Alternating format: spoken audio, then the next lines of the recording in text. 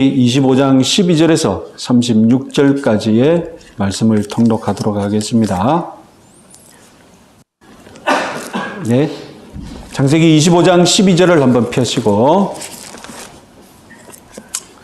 야곱의 생애에 대해서 간단하게 먼저 말씀드리겠습니다. 야곱의 생애는 이 거룩한 혈통에 속하지 않은 두 사람 이스마엘과 에서 사이에 이스마엘의 족보와 에서 족보 사이에 이 야곱의 생애가 들어가 있습니다. 그것이 어떤 의미인지 참 신비한 것 같습니다. 그래서 야곱은 이들과 어떻게 지내는지 한번 또 주의를 기울여서 살펴보면 되겠습니다. 야곱의 생애를 어떻게 나눌 수 있을까요? 야곱의 생애에 흐르는 큰 흐름은 무엇일까요? 어떤 학자가 아주 재밌게 그리고 이해할 만하게 구분을 했습니다. 그래서 야곱의 생애를 4등분하는데 그래서 변화의 필요성을 보여주는 인생 초반, 그리고 변화를 준비하는 과정인 인생 중반, 그리고 야곱이 변화되는 인생 클라이막스, 그리고 마지막으로 야곱이 변화된 결과 그가 어떻게 살아가는지를 보여주는 것. 그래서 변화의 필요성, 변화를 위한 준비, 그리고 변화, 그리고 마지막으로 변화의 결과들, 이런 순서로 한번 야곱의 생애를 정리해 보겠습니다. 자, 들어가기 전에 야곱의 생애 가운데 이삭이 딱 한 장짜리의 삶으로 끼어져 있죠. 창세기 26장에 이삭의 삶이 나와 있는데 족장 중에서 가장 짧고 항상 언급하기는 아브라함, 이삭, 야곱, 요셉 이렇게 하는데도 한 장에 지나지 않습니다. 그것도 다름 아니라 우물 갈등 이야기를 보여주죠. 그래서 우물을 파면 와서 빼앗고, 결국 이삭의 삶은 아브라함이 팠던 우물을 계속 따라서 판다는 것입니다. 자기가 어릴 때 아브라함은 아버지를 따라다니면서 우물 파는 자리를 봐뒀을 거 아닙니까? 그래서 자기가 나중에 그 우물을 따라서 판다는 것입니다. 이것은 무엇을 상징합니까? 이삭이 아브라함의 삶을 따라 살고 있다는 것이죠. 그래서 아브라함의 믿음의 노선을 따라 사는 것을 딱 한 장으로 보여주고 있습니다. 자, 결국 주인공은 야곱입니다. 창세기 25장 아시다시피 발꿈치를 잡고 나오지 않습니까? 이 승부욕 때문에 나중에 그가 복을 받는 데서도 이 승부욕이 드러나죠. 그래서 천사를 잡고 놔주지 않지 않습니까? 그래서 야곱의 성격, 물론 좋게 해석하는 성향, 해석도 있습니다. 야곱이 나빴으라기보다도 어떤 거룩의 열망에 사로잡혀서 그런 탐욕을 부렸다. 거룩에 대한 욕심이다. 이렇게 해석할 수도 있겠지만 사실 누가 보더라도 객관적으로 보기에 그는 초반부에 칭찬하기 어려운 그런 삶을 삽니다. 아시다시피 장자권 고래, 그리고 창세기 27장에서는 더 악하게도 아버지를 속여서 장자권을 확정짓지 않습니까? 이렇게 야곱의 초반의 삶은 그가 변화되어야 한다. 이런 장면을 보여주고 있고요. 이제 그가 변화를 위해 준비합니다.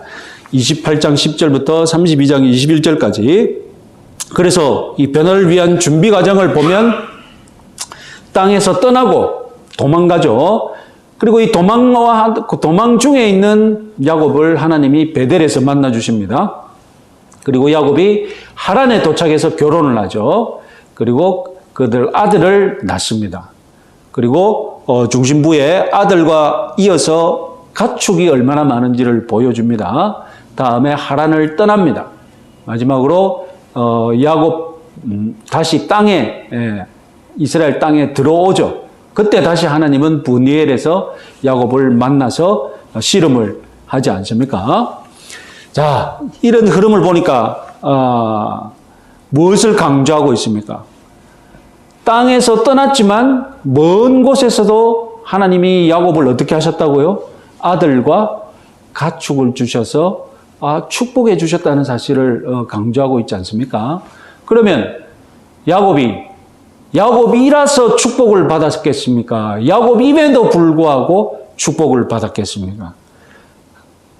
변화를 필요하고 지금 변화를 위해 준비하지 않습니까? 결국 야곱임에도 하나님이 축복해 주셨다는 사실을 우리는 주목해야 합니다. 자기 아버지 아브라함도, 할아버지 아브라함도 애굽에 가서 거짓말하다가 어떻게 됩니까? 애굽을 나올 때는 어떻게 됩니까? 부자가 되어서 나오지 않습니까? 사람의 실수에도 불구하고 하나님은 복을 주신다는 것을 알 수 있겠습니다. 그리고 28장, 이제 가장 중요한 장인데요. 야곱의 생애에 있어서 가장 중요한 사건이죠. 나중에 정리를 따로 한번 마치면서 따로 한번 해보겠습니다. 하여튼 아브라함의 삶을 보면 하나님이 아브라함에게 나타나셔서 말씀하시는 장면으로 주로 사건이 진행되는데, 야곱의 삶에는 하나님이 나타나셔서 야곱에게 먼저 말을 거는 경우가 앞부분에는 없었습니다. 야곱은 하나님도 잘 언급하지 않는 그런 삶을 삽니다. 결국 그러다가 베델에 와서 하나님이 먼저 나타나셔서 하나님이 꿈 가운데 환상을 보여주셔서 이제 말씀하시죠. 이 의미에 대해서는 마치면서 한 번 더 말씀드리겠습니다. 그 29장 그리고 29장부터 이제 하란에 도착해서 하나님께서 변화를 위한 거울들을 준비해 두셨죠. 그래서 삼촌 라반 그리고 그의 딸들 라헬, 레아. 왜 이게 거울들입니까? 왜 이들이 거울 역할을 합니까? 다름 아니라 야곱을 치지 않습니까? 야곱이 사기를 당합니다. 사기꾼 야곱이 뛰는 놈 위에 나는 놈 있다고 야곱이 자기보다 더 독한 사람들을 만나서 당하죠. 그래서 라반에게는 결혼할 때부터 빼앗기고, 그죠? 결혼할 때부터 신부 바꿔치기, 그리고 자신의 임금 다 빼앗기고. 라헬은 어떻습니까? 라헬은 여자 야곱이죠. 그 욕심이 자기 언니가 먼저 결혼한 것에 대해서 아마 자기는 찬성하지 않았는지 아버지 마음대로 해버리니까 그 아들 낳기 경쟁에서 이기려고 합니다. 레아는 누구의 거울입니까? 레아는 에서의 거울이죠.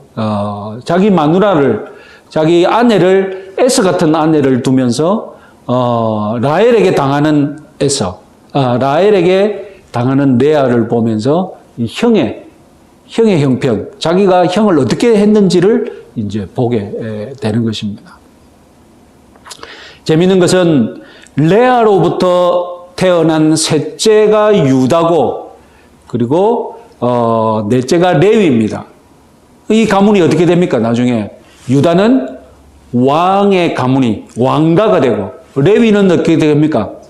레위는 제사장 가문이 되지 않습니까?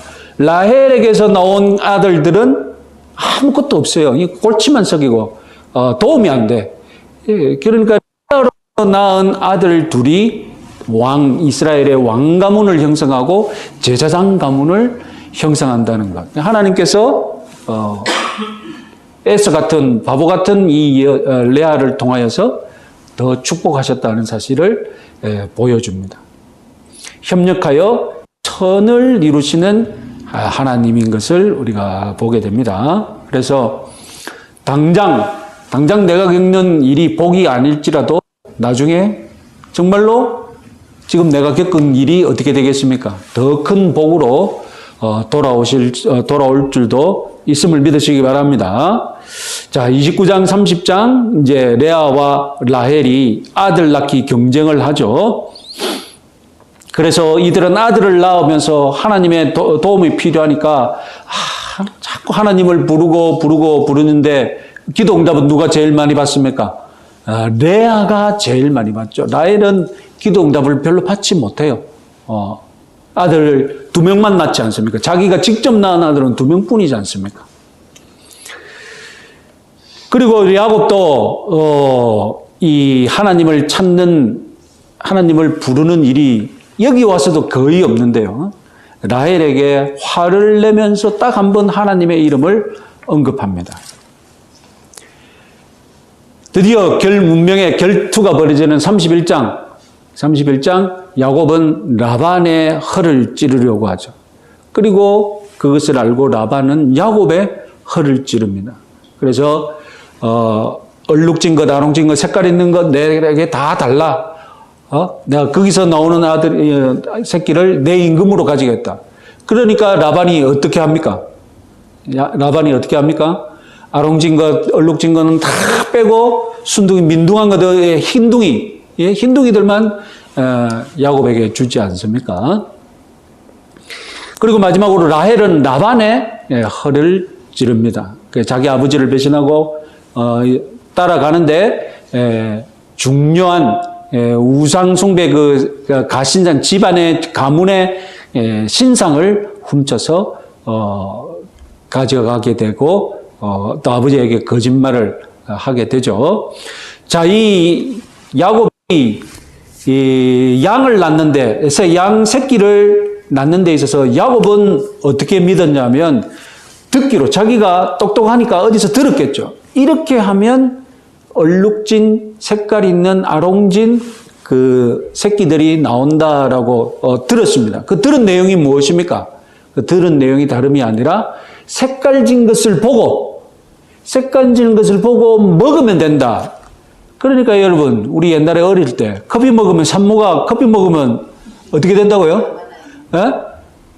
까만 아이가 나온다. 그거 똑같은 거죠. 그러니까 이거는 통하지 않는 거죠. 그러나 고대인들은 다 그렇게 믿었다는 겁니다. 그래서 야곱은 그렇게 생각하고 그 계획을 밀어붙인 거예요. 똑똑한 척 하다가 결국 쫄딱 망하는 수를 선택해버린 거죠. 그런데 그게 통했어요. 그런데 나중에 하나님이 꿈을 통해 보여주시는데 어떻게 하신 것입니까? 하나님께서 색깔진 양들을 데리고 와가지고 교미시키고 색깔을 낳고, 그래서 라반이 이번에는 라반이 어떻게 하느냐, 변덕에 따라서 하나님이 맞춰서 다 양새끼들을 데리고 와가지고 하나님은 유전의 법칙을 지켰죠. 야곱은 유전의 법칙을 몰라가지고 보고 먹는 것으로 피부 색깔이 결정된다고 믿고 엉뚱한 계획, 자기 인생을 망칠 계획을 세웠지만 하나님이 야곱을 불쌍히 여기셔서 하나님께서 양을 데리고 와가지고 유전의 법칙을 통해 그 새끼를 낳게 하셨죠. 결국 야곱은 이 일을 통하여서 하나님을 의지하게 되고 하나님을 믿을 수 있는 그런 마음을 가지게 됩니다. 자, 드디어 이제 그 집을 떠나게 됩니다. 에서 32장에서 형 에서와 회복하기 위해 계획을 세우는데 32장 앞에 한번 보겠습니다. 에서의 계획을 관계 회복을 세우는데 야곱답게 계획을 세웁니다. 32장을 읽으실 때 야곱이 에서의 마음을 돌리기 위해서 1차선에서는 뭘 하고 2차선에서는 뭘 하고 3차선에서는 뭘 하고, 그래서 그 선물이 시차를 두고 에서의 마음을 어떻게 두드리게 만드는지 야곱답게 계획을 세우는 것을 한번 확인해 보시기 바랍니다. 드디어 이제 저 강을 건너면 에서를 만나야 합니다. 이제 브니엘에 도착했습니다. 이때 그날 밤에 하나님이 야곱을 찾아오셨죠. 이제 변화가 시작됩니다. 그래서 씨름을 통하여서 이제 하나님은 야곱을 가장 자기가 얼마나 연약한지를 깨닫게 하시고, 자기가 연약한 것을 깨달았을 때 비로소 야곱이 한 것이 무엇입니까? 어렸을 때 형의 발꿈치를 잡았듯이 이번에는 천사의 발목을 잡고 축복하지 않으면 내가 놔주지 않겠다라는 그런 마음을, 그런 강구를 하게 되므로 드디어 야곱은 낮은 자리로 내려가게 됩니다. 결국 약할 때 강을 주시는 하나님이시다는 우리 그런 말이 있지 않습니까? 그래서 하나님이 낮아진 야곱을 그에게 어떤 이름을 주십니까? 이스라엘이다. 너는 하나님과 싸워 이긴 자다. 낮아지고 낮아지니 하나님께서 너는 하나님을 이겼다라고 말하지 않습니까? 자, 33장부터 이제 야곱이 어떻게 변화되었는지 모습을 보여줍니다. 33장에서 그는 가족들을 먼저 가족들을 뒤로 물리고 에서가 올 때 어떻게 합니까? 자기 제일 먼저 나가서 형을 맞이하고 그리고 형의 마음을 풀기 위해서 겸손하게 형을 환대합니다. 그래서 그런 이제 형과 관계를 풀려는 그런 용기를 가지게 된 것이죠. 이렇게 잘 나가나 싶었더만 축복을 받는다 싶었더만 34장에서 그 가족에게 큰 사고가 일어나죠. 그래서 이 사고를 그의 딸이 폭행을 당하는 일이 일어나게 됩니다. 이때 시몬과 레위가 복수를 하지 않습니까? 이건 누구의 모습입니까? 이건 바로 과거 야곱의 모습이죠.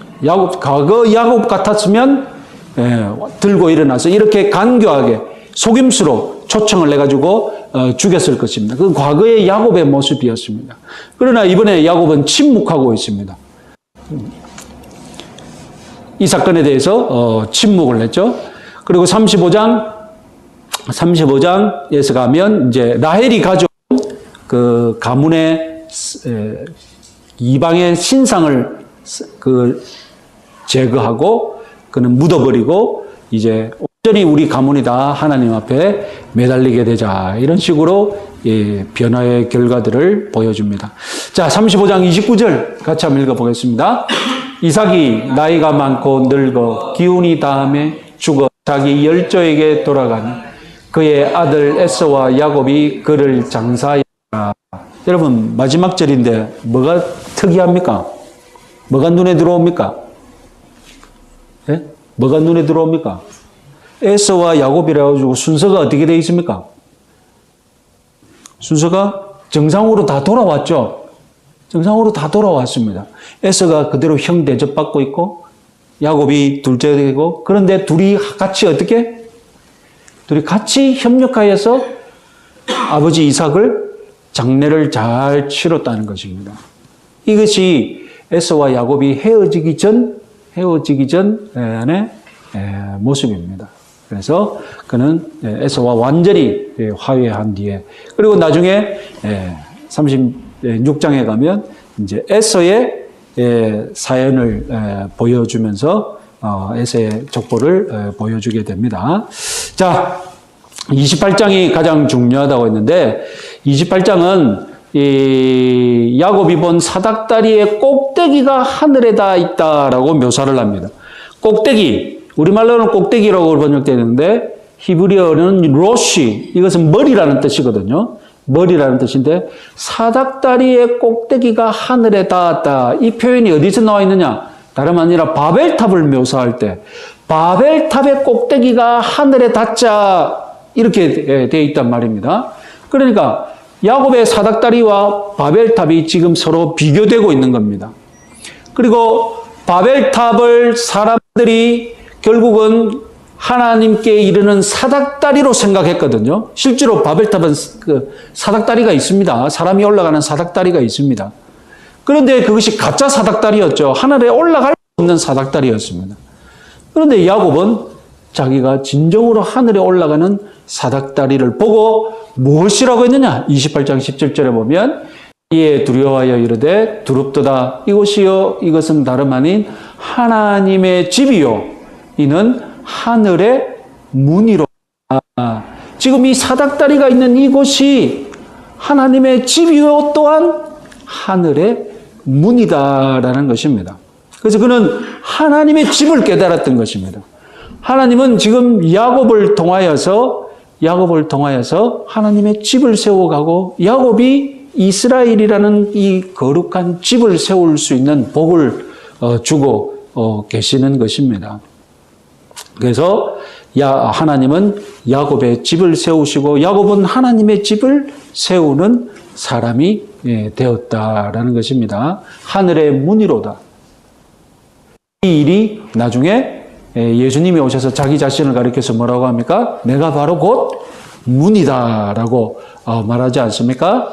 하나님은 우리들을 향하여서 항상 문을 열어놓고 사닥다리를 내어주시는 분이신 줄 믿으시기 바랍니다. 여러분들이 항상 사닥다리로 올라가서 하나님이 열어놓으신 그 문을 통하여서 소통하고 복을 받고 그리고 교제를 나누시는 동고동락하시는 여러분들 되시기 바랍니다. 자, 창세기 펴시고 펴놓으셨습니까? 25장 12절